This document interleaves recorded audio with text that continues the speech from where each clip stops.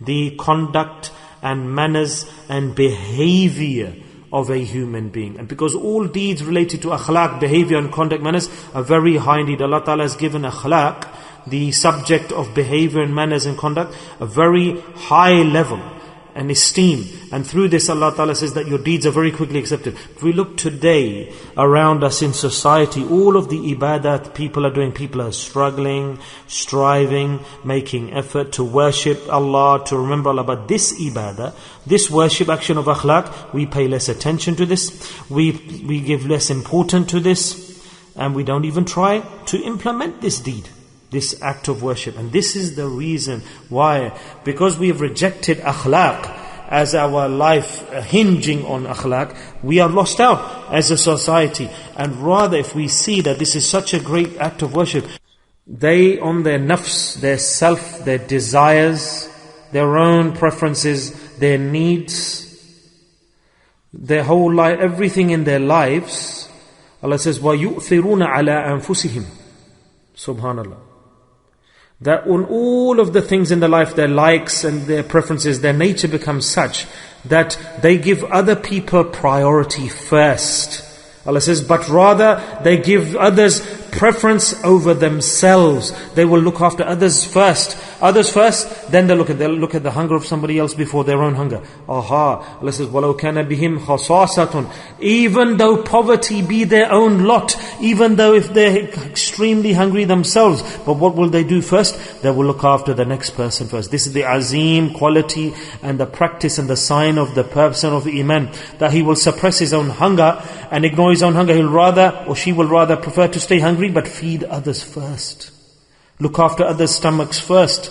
Somebody's need, upon somebody's need, is to give away your own need, to sacrifice your own need for the preference and the betterment of others. You don't give the priority to your own self and your own relaxation and comfort, rather you give preference to the comfort of others. What a beautiful and brilliant life of a human being if he or she does this. This is the genuine life we should live. That this is the meaning of La ilaha illallah Muhammad Rasulullah. And the people who recite this kalama, they are not selfish. They don't think about themselves. They don't look inward. Rather, they are outward looking. They would rather have problems themselves, but they won't want anyone else to have a problem. They won't be able to see somebody in difficulty. This is the person of Iman. Hazrat Abu Hurairah radiyallahu anhu narrates a hadith in Sahih al-Bukhari and Sahih Muslim of another person. Any need, then it's as if his whole life he has served Allah subhanahu wa ta'ala. Imagine this. Imagine the reward for this. Imagine.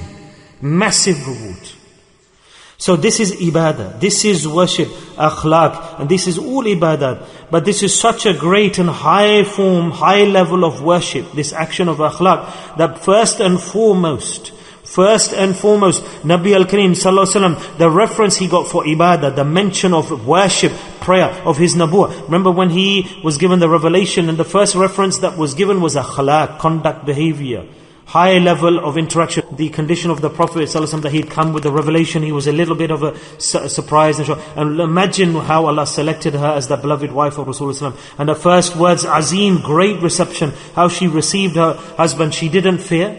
She didn't shake. She wasn't afraid in any way, and she gave encouragement and great encouragement to the Prophet ﷺ. And it's stated, it's written by the Prophet that to give encouragement to the Prophet ﷺ, and this time was kamal. It was a great achievement. Nobody else could do that. He was the Nabi, the Prophet, and he was saying, Zambiluni, give me my cloak, let me wrap it around me, cover myself. And she saw, and she said that she wasn't afraid, she wasn't surprised, she wasn't scared. Rather, she gave encouragement to her husband, the Prophet Muhammad ﷺ, and her great words of encouragement. What was the reference she said to the Prophet? Because she was the wife, the great wife of Rasulullah, and great nasihah she gave. And she was her colleague, and she knew one thing.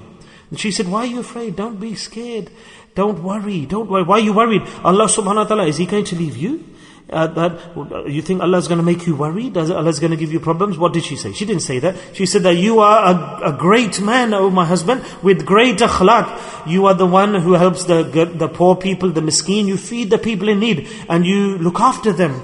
And you are the sadiq, you are honest, and people have given you the title al-Amin, you are honest, and never have you lied, never have you uttered a lie from your blessed mouth, and people put their trust in you, they give you their things to look after. And whatever praise of akhlaq and behavior and excellent manners and conduct, she praised the Prophet ﷺ and explained that, how can it be that all of these qualities you've got, and you are worried, Allah will not keep you worried. Don't worry. And she gave the encouragement and determination to the Prophet ﷺ. And the Mufassirin, the commentators wrote that Hazrat Khadija radiyallahu anha, this was her kamal.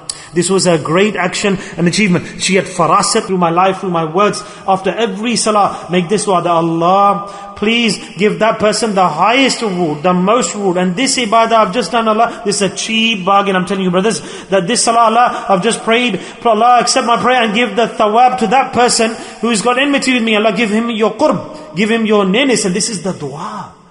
The Rasulullah taught us this. There's something we should at least lessen the burden. Or will we give our deeds on the Day of Judgment? We need to do this dua. Don't worry, we make mistakes. All of us can make mistakes. All of us, that we've pained somebody's heart or broken somebody's heart and we've given them distress. And on the Day of Judgment, we will realize when we ask Allah for forgiveness here. Allah will say, I'm pleased with him. I received this bundle of regret and let this person go into Jannah. Allah, I ask for forgiveness in the world. And many people have died who we will have oppressed, and they've passed away. Many people will have passed away. How will we attain the forgiveness for that? And say, Allah, those who've passed away, who I oppressed,